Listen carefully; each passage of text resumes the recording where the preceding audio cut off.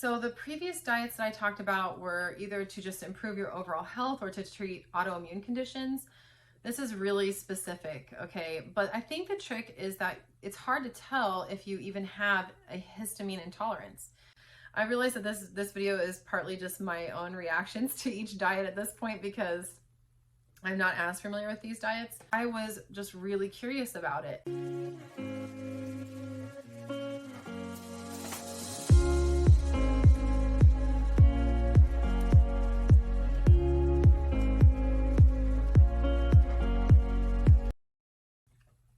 Hi everyone. Thanks for watching today's episode of Health Impaired, Health Inspired.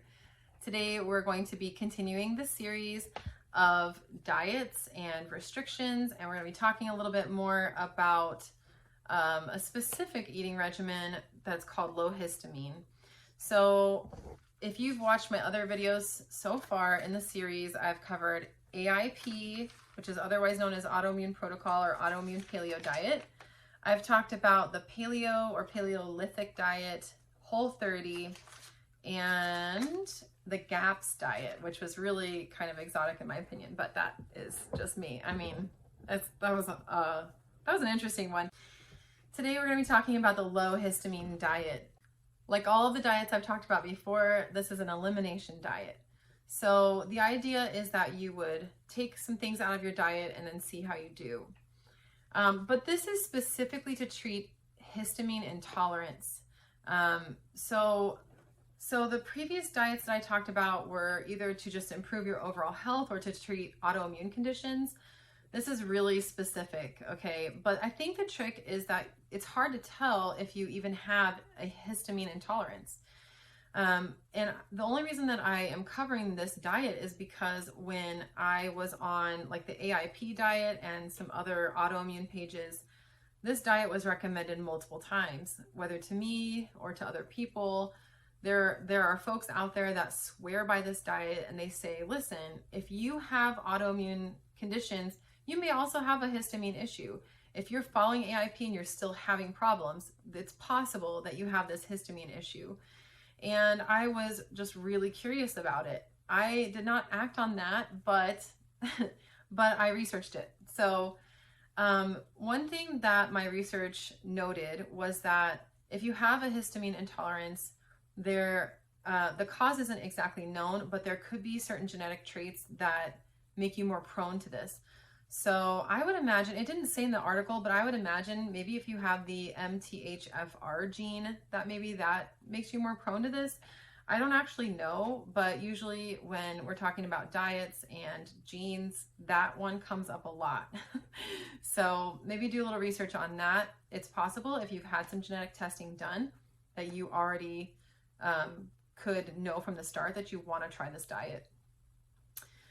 Some things that they talked about as far as histamine intolerance goes is that there's a huge comorbidity with other gastrointestinal disorders, including things like GERD and Crohn's. If you have like major stress, injuries, or trauma in your life, those things can, I guess, prompt histamine intolerances, or at least they tend to coincide. And also liver conditions. I found that really interesting. Liver conditions. Apparently you are more at risk to develop a histamine intolerance if you take certain medications or if you drink alcohol. And there was actually a really long list on the website that I viewed, but I didn't write it down because it's kind of a long list. So I'm sure that you can Google that.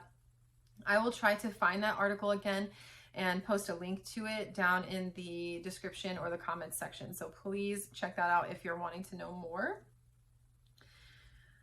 If you have a histamine intolerance, apparently some symptoms of this would be headaches, skin irritations, nasal congestion, fatigue.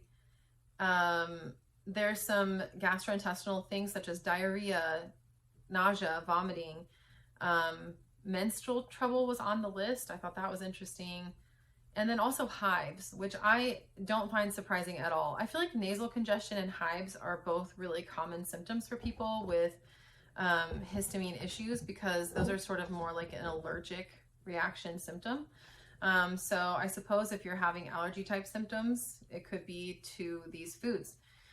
So the foods that you're eliminating on the low histamine diet would be any foods that are either really high in histamines or prompt your body to create more histamines. So I don't know the differences between those. Like I don't know which of these apply to the first or the second of those two things. But anyway, we're supposed to avoid fermented things. And this is a long list. I had no idea there were so many fermented foods out there. But if you ferment dairy, such as, I think ghee was on the list, cheeses, yogurts, you're supposed to avoid those. Fermented veggies, including things like sauerkraut, kimchi, fermented meats. I think this is a little exotic. I don't think I've ever really had a fermented meat. That sounds so questionable to me, but I'm assuming there's some deli meat of some kind or cured meats on that list. I'm not sure. Apparently there's such thing as fermented soy and tofu, so avoid that. Fermented grains like sourdough bread, like sourdough type breads. Also other fermented items that include things like kombucha and alcohols.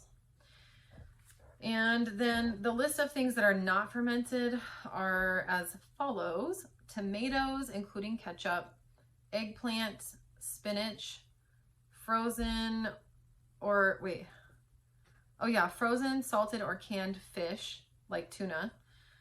Vinegar is on the list, and probably because vinegar is also typically fermented, I would imagine. And then, well, not always, but sometimes, like ACV has got fermentation going on. And then there's this list of things that I think are pretty typical for allergies. So I guess that makes sense to me. Avocados, bananas, beans, chocolate, papaya, and citric fruits. Kind of an extensive list. I was really surprised by how long that list was. I realized that this video is partly just my own reactions to each diet at this point because I'm not as familiar with these diets. But apparently this, like so many other elimination diets, is intended to be temporary.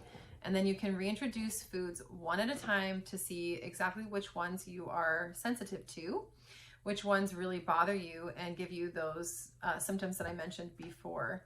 So this is a really specific elimination diet, but I think, again, it's really powerful to know what other issues you could have, things that are out there that maybe your doctor didn't mention, things that you can research for yourself, things that maybe you could try if nothing else is working.